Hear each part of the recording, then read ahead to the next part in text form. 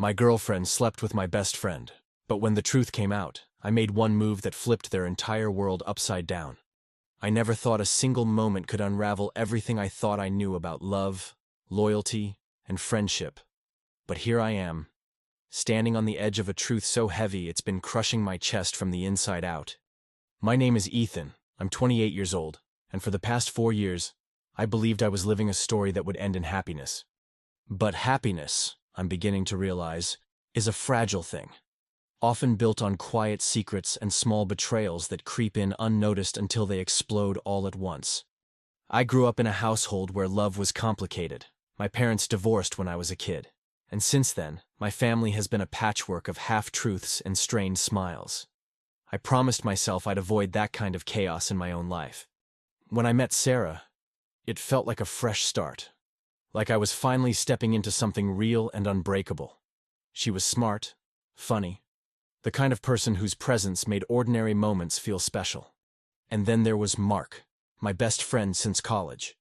The guy I thought I could trust with my life. Together, the three of us were supposed to be an unshakable trio. A safe place amid a world that often felt unpredictable.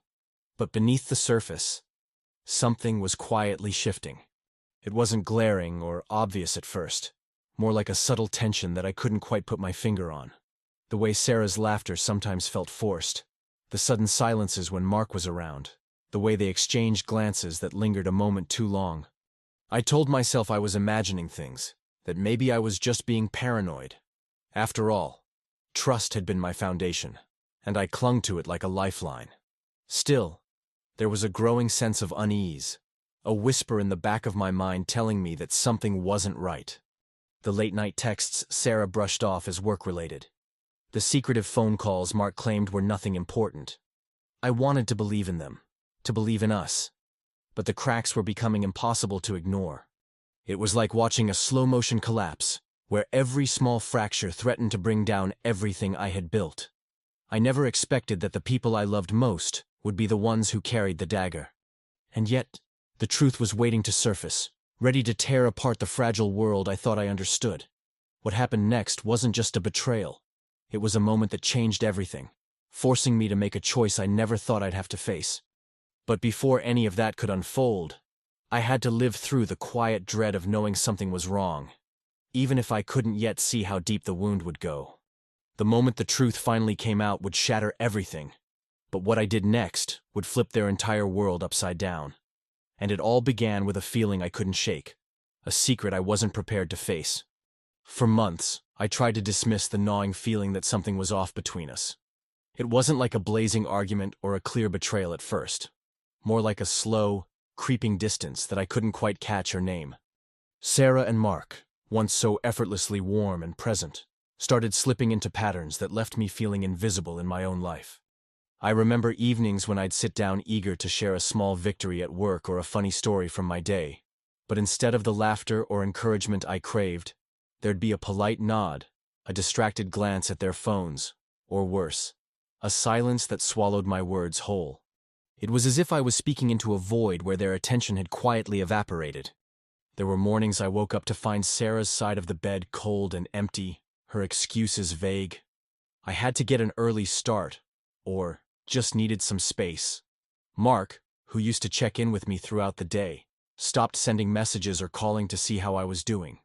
When we did hang out, the trio I once trusted felt fractured, as if I was standing on the outside watching two people share a secret language I wasn't invited to. Their laughter would curl around me like smoke, warm and familiar, yet always just out of reach. I caught myself replaying moments where I'd ask questions only to be met with vague answers, or a quick change of topic. Each time, I told myself it was nothing serious. Maybe they were just stressed, or tired, or going through something I didn't understand. But the silence between us grew heavier. I started noticing the little things that made my heart ache. Sarah's subtle sighs when I wasn't looking, the way Mark would excuse himself abruptly when I entered the room, or how their glances sometimes met and quickly darted away like guilty children caught in the act of mischief. I began to feel like a ghost in my own relationship, present but unseen, loved but somehow less than enough. I held on to hope, clinging to memories of better days, convincing myself that my fears were born out of insecurity rather than reality. Maybe I was overthinking everything. Maybe the cracks were just temporary, and love was supposed to survive a few rough patches. I reminded myself that loyalty meant forgiveness, that trust was a choice, and that I owed it to both Sarah and Mark to be patient and understanding. But beneath that hope, the weight settled deeper. Nights became restless, filled with a quiet desperation to understand what was happening beneath the surface. My mind raced through every conversation, every glance, every unexplained absence, searching for clues or reasons. I felt trapped in a limbo between denial and suspicion, caught in a painful dance of wanting to believe and fearing the truth. The emotional toll was undeniable. I found myself withdrawing from friends, my appetite fading, and a dull ache settling behind my chest that no amount of distraction could soothe. Even in moments of solitude, I couldn't escape the persistent whisper that something precious was slipping through my fingers, something I might never get back. And then, one evening as I sat alone, the fragile veil of uncertainty began to lift, revealing a new, unsettling clarity. For the first time, I no longer wanted to pretend that everything was fine. The way I looked at Sarah and Mark started to change, not with anger or accusation, but with a quiet resolve to face whatever truth was waiting in the shadows. This was no longer just about hope or denial. It was about survival. That night, everything changed, not with a confrontation or a confession, but with a silence so loud it shattered the quiet I'd been clinging to. I came home later than usual, the weight of the day pressing down on me, looking forward to just sitting with Sarah, sharing some normalcy. But when I opened the door, the house was darker than it should have been, and faint voices drifted from the living room, soft, familiar, but charged with a tension I couldn't place. I hesitated just inside the doorway, my heart pounding in a way that felt both sudden and inevitable. Sarah and Mark were there, sitting close on the couch, their heads bent together as if sharing a secret. Not just friends talking. There was an intimacy in the way their shoulders brushed, the subtle smiles exchanged, the way Sarah's fingers traced along Mark's arm, like they belonged to each other in a way I hadn't been invited to witness. My name wasn't spoken once. I was invisible. I froze, the air thick with something I couldn't yet name. Part of me wanted to storm in, demand answers, but another part, something quieter, just wanted to disappear, to erase myself from the room entirely. I could feel the walls closing in, the familiar space I thought was mine now foreign and hostile. The laughter they shared wasn't the warm sound I remembered. It was a secret, a shared world from which I was excluded. The truth I'd been afraid of suddenly loomed large and undeniable. That night, I realized the distance wasn't just emotional. It was a deliberate divide, a fracture that had been there long before I noticed. The late-night texts, the whispered phone calls, the stolen glances, they weren't innocent. They were the threads weaving a new story, one I wasn't a part of. I retreated into the shadows of the hallway, my breath catching as a strange mix of anger and sorrow crashed over me. I thought about all the moments I'd dismissed, the times I'd told myself I was imagining things. How had I been so blind? How had I let the people I loved most build a wall around me without even trying to knock it down? In that silence, I felt my certainty unravel. The foundation I'd built my trust on crumbled beneath me, and the weight of betrayal settled deep in my chest. But amidst the heartbreak, there was a shift, a flicker of clarity piercing through the fog of confusion. I wasn't just a victim of their choices. I was a man who had been kept in the dark, deliberately left out of a story that once included me. The night stretched on, and I stood alone in the hallway, feeling the fragile illusion of my life break apart piece by piece. That moment didn't just confirm my fears, it changed everything. The person I thought I was, the love I thought I shared, the friendship I believed unbreakable. They all felt like distant memories fading into a painful new reality. And in that quiet, shattering moment, I understood that nothing would ever be the same again. That night, after slipping silently past the living room, I didn't retreat to the bedroom or pretend to sleep like I usually did. Instead, I grabbed my coat and keys, the familiar clink of metal in my hand, sounding like a small rebellion against the silence that had swallowed our home. I wasn't ready to face Sarah or Mark. Not yet, maybe not ever again. but I needed to breathe somewhere that didn't feel like a cage. Without a word, I stepped out into the cool night air, the chill biting at my skin, grounding me in a way the suffocating walls inside never could. Walking down the empty streets, the city lights blurred by a haze of unshed tears, I felt a strange mixture of exhaustion and clarity washing over me. The betrayal was still raw, a jagged ache nestled deep within, but beneath it all was something new, a quiet, stubborn spark refusing to be extinguished. For the first time in what felt like forever, I was choosing myself, even if just in this small act of walking away from the heartbreak I wasn't ready to confront. I found a bench in a dimly lit park and sat down, pulling my coat tighter around me. The silence here was different, gentle, almost healing. I let the tears come then, unashamed and unchecked, each one a release from the weight I'd carried alone for too long. The ache in my chest loosened just enough to remind me that I was still whole beneath the cracks, still capable of feeling beyond this pain. I thought about the promises I made to myself years ago, to avoid chaos, to find a love that felt like home, and I realized those promises didn't have to be broken just because this chapter was closing. In that quiet moment, I made a subtle but profound decision. I wouldn't demand explanations right now. I wouldn't beg for apologies or try to piece together the fragments of a story that had been rewritten without me. Instead, I would wait. Wait to heal, wait to understand, and most importantly, wait to rebuild the boundaries I needed to protect the parts of me I still believed in. It was a step away from them, yes, but also a step toward myself. There was a bittersweet relief in that choice, a surrender not to their betrayal, but to my own resilience. I wasn't ready to fight or to forgive. I was ready to simply exist outside the chaos, to reclaim a sliver of peace in the midst of the storm. The night air filled my lungs with a quiet strength, and I knew that when I walked back through that door, nothing would be the same. Not because I was broken, but because I was beginning to stand apart, steady and silent, no longer just a passive witness to a story that had left me behind. The next morning, I found myself aimlessly wandering the city, the cold air still sharp but less cutting than the night before.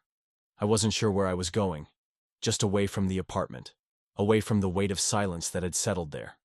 That's when I bumped into Anna, an old college acquaintance I hadn't seen in years. She recognized me immediately, her eyes soft with concern as she asked what was wrong.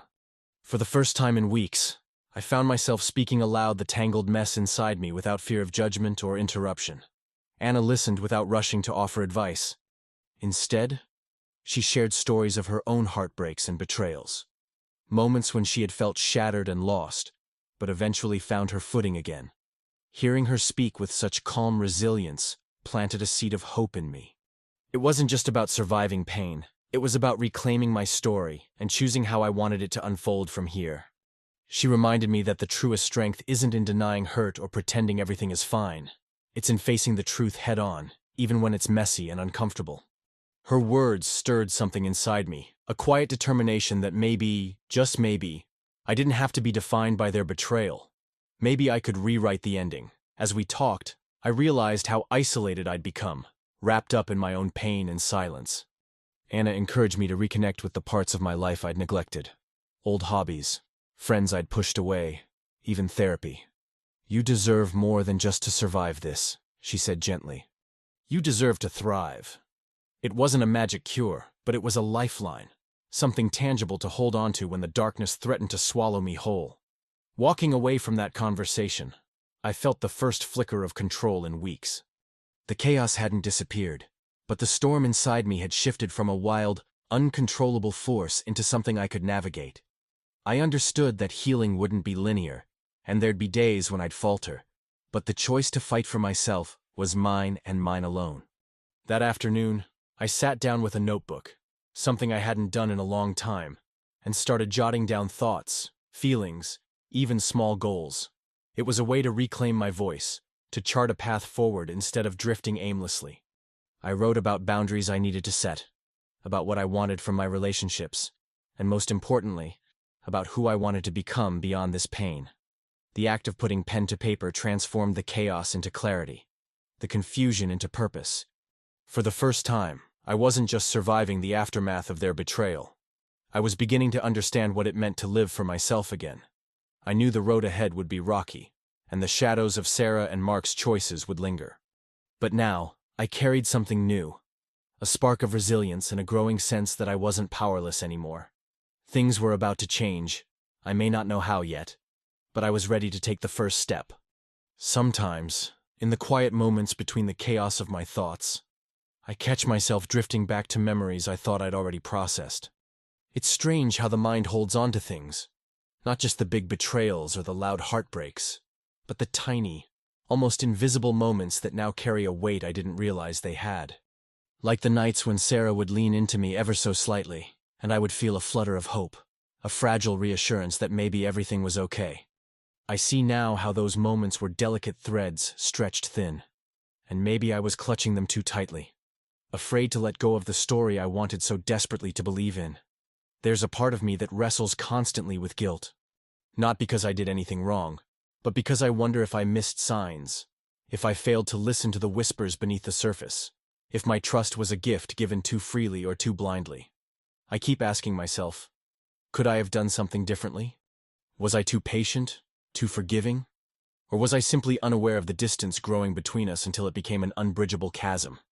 It's a confusing tangle, knowing that blame doesn't rest solely on my shoulders, yet feeling the sting of responsibility for what felt like my own eroding world.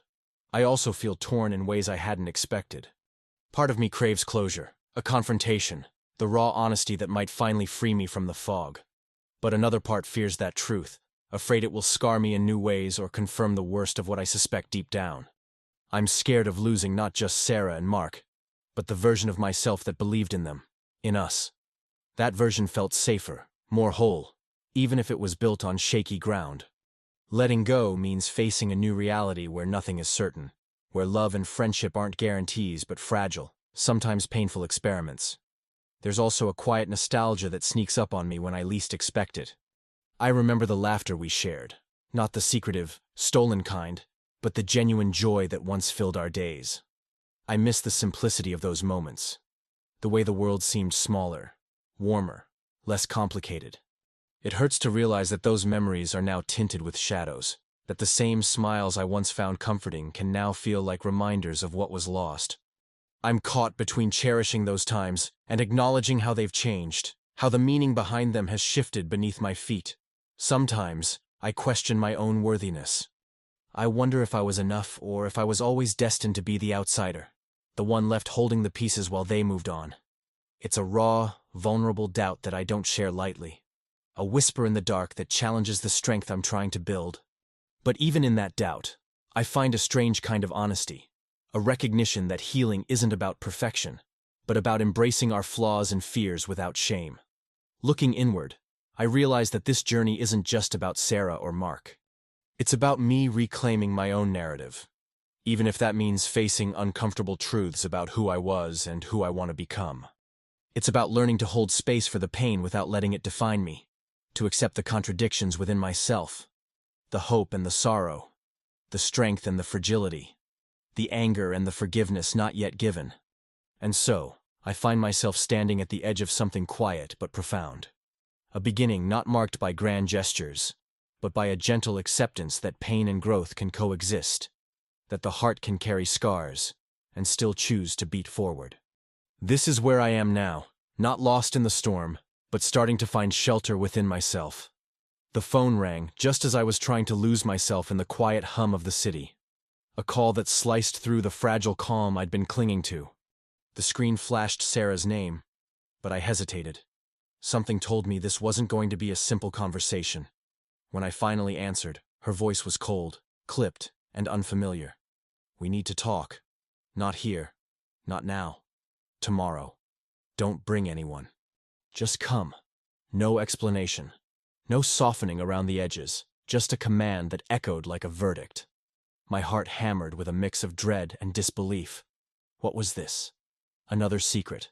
Another game.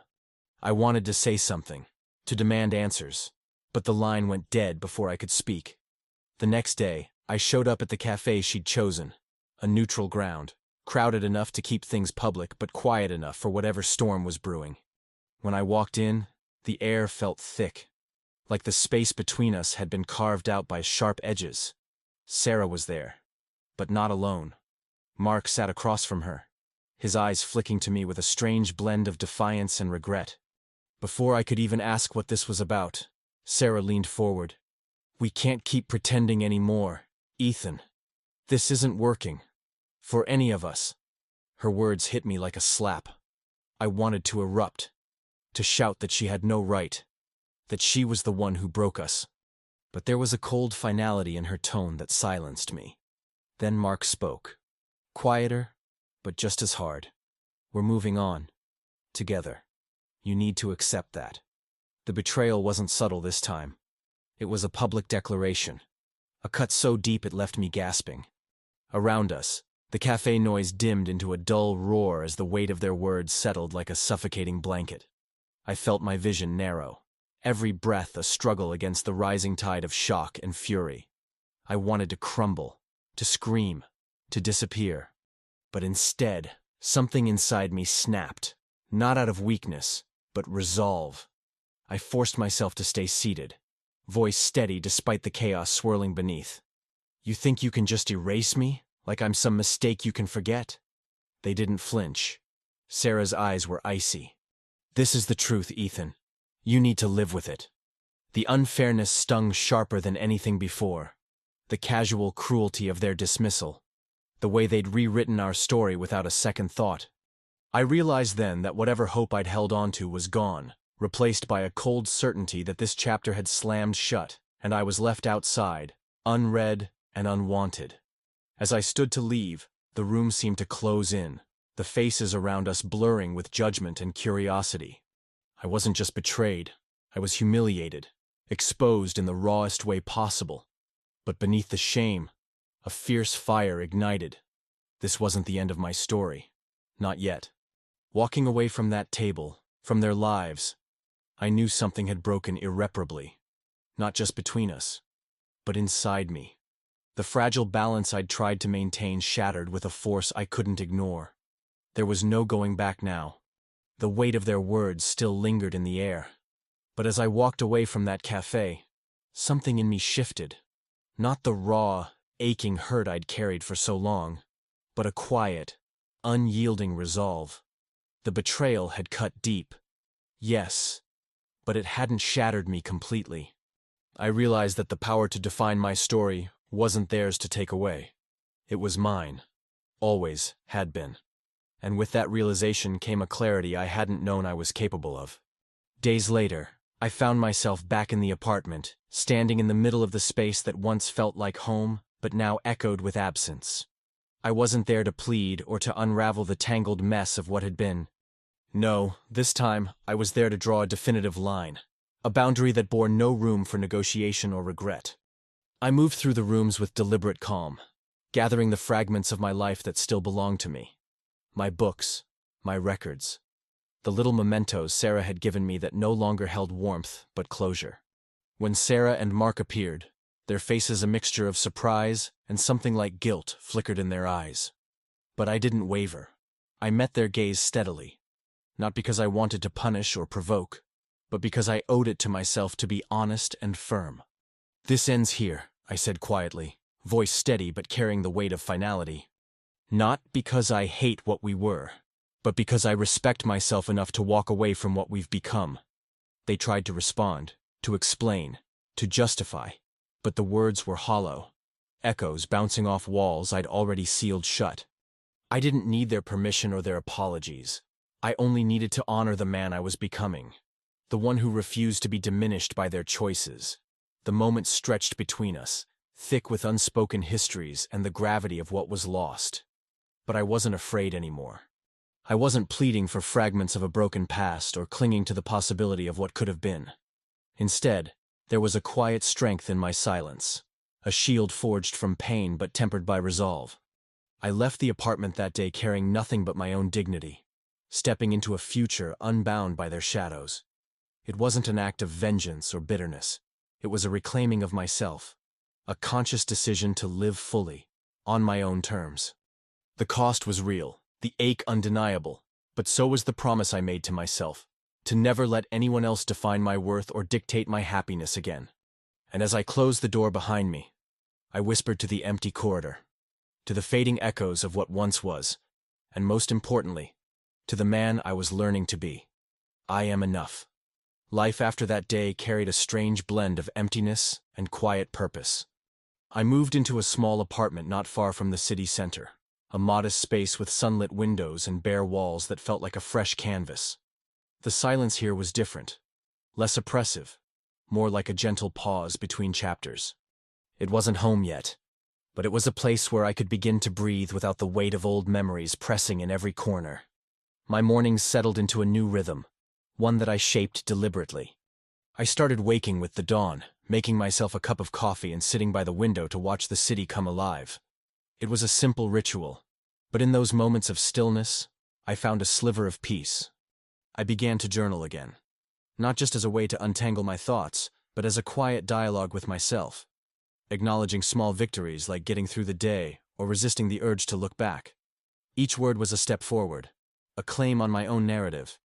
Emotionally, it was a landscape of contradictions. Some days I felt numb, the shock of what had happened settling into a dull ache beneath my skin.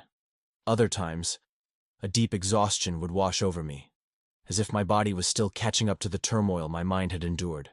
Yet between those moments, there were flashes of empowerment, not the fiery kind born from anger, but a steady, grounded strength in simply choosing to exist on my own terms. I learned to honor those feelings without forcing them, letting them come and go like tides reshaping the shore. Sarah and Mark reached out once or twice in the weeks that followed. Their messages were hesitant, laced with apologies and vague promises of change. I read them quietly, my fingers hovering over the keyboard before I chose not to respond. It wasn't cruelty or bitterness.